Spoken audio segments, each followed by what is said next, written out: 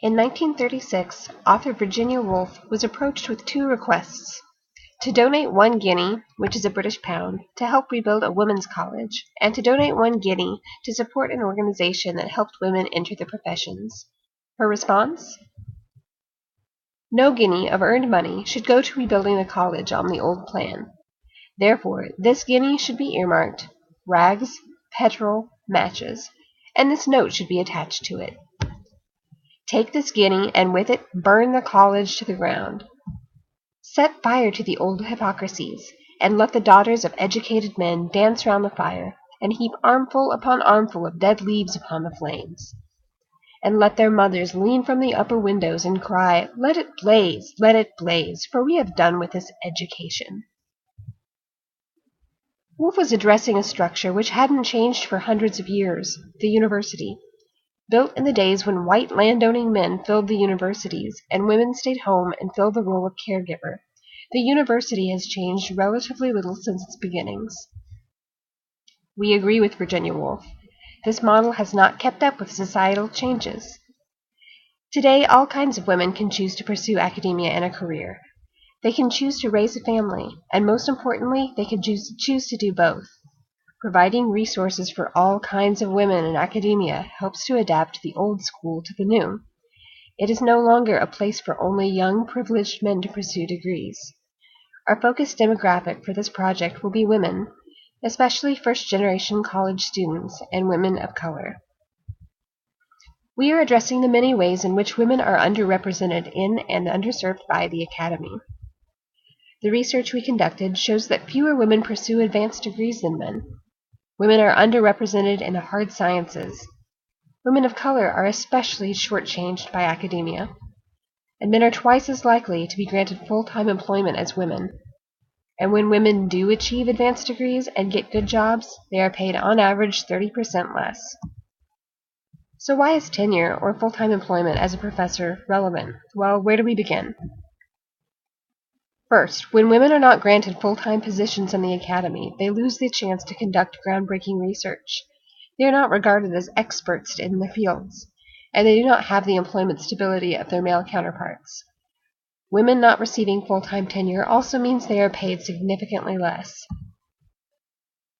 According to the Chronicle of Higher Education, women academics form the majority of PhDs receiving food stamps in 2012. And the number of PhDs receiving food stamps has tripled in the past 5 years. This is a result of women academics who are underemployed. This is why the idea of tenure is so important and why we need to re-examine it. Next, let's look at how women, especially women of color, are affected by this data. The National Education Association says that of full-time professors, only 17% are women and only 4% are women of color. So what are some of the causes for this? In a 2005 study, Barbara Mandlico said that many women in academia cited feelings of isolation, discrimination, and hostility from their employers. Mandlico said that many women pursuing tenure were discouraged from doing so while raising a family, and that many women opted out of academia altogether rather than try to do both. In a Slate magazine study of University of California doctoral students, 70% of women and more than one-half of the men considered faculty careers in research and science not friendly to family life. Others are married to other PhDs, the two-body problem. In those cases, one body must defer to the other's career, and that body is far more likely to be the woman's. In short, the women who participated in the research believe that the university is hostile to women, that the deck is stacked against them, and that to succeed in academia, a woman must be twice as good as her male counterparts. Again, how is our focused demographic disproportionately affected by this trend? Now this part is really important, so bear with us while we look at some more charts. The following statistics are especially important, so please pay attention. We've already shown how women are underrepresented professionally in academia. But what about undergraduates? What about younger women? CDC studies show that the majority of babies born in the U.S. were born to mothers between the ages of 19 and 29, the traditional ages for a student pursuing higher education. Results from the 2010 census show that racial and ethnic minorities accounted for 91.7% of the nation's growth since 2000. among Black and Hispanic mothers, births peak among women in their early 20s. Now, what does this data mean? That human beings are having babies, which is great. And for the time being, that means that women are having babies. And studies show that most of the women having them are young women of color. Again, this is good news. So to reiterate the problem, the traditional mode of post-secondary education is not compatible with the societal advances women of all kinds have made. Women are feeling isolated, and the lack of resources to women at the university causes many to leave altogether. So how do we fix this? Where do we even begin? For inspiration, we look to the February Sisters, a group of women's rights activists in the early 1970s who occupied a building at the University of Kansas and refused to budge until the university provided the following resources: equal pay for equal work, child care for all students, full health care services, and the appointment of women administrators at the university. We have a video here. It shows an interview.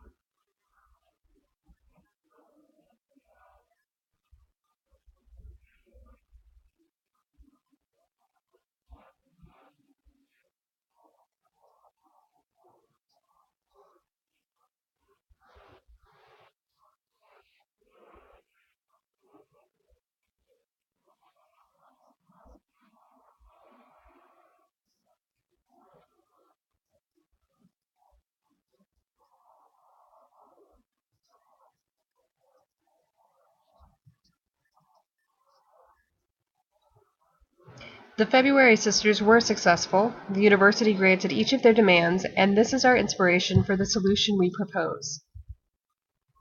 1.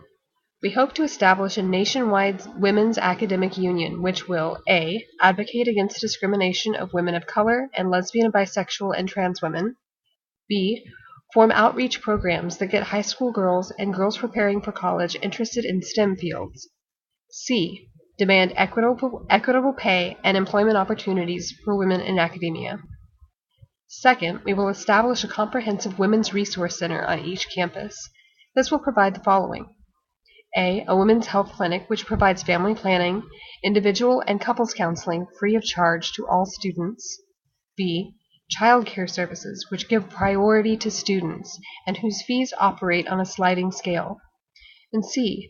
Mentoring programs for women in academia, especially women of color, LGBTQ women, and parents. Finally, we will reform the tenure process in the following ways.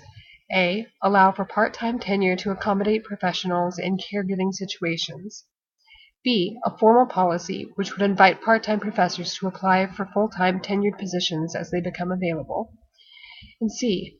Policies which encourage tenure committees to discount resume gaps for parent and caregiving applicants.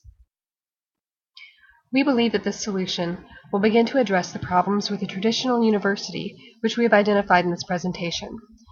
It will provide resources to women from all walks of life and allow the university to finally meet the needs of the 21st century student. Thank you for your time and your attention.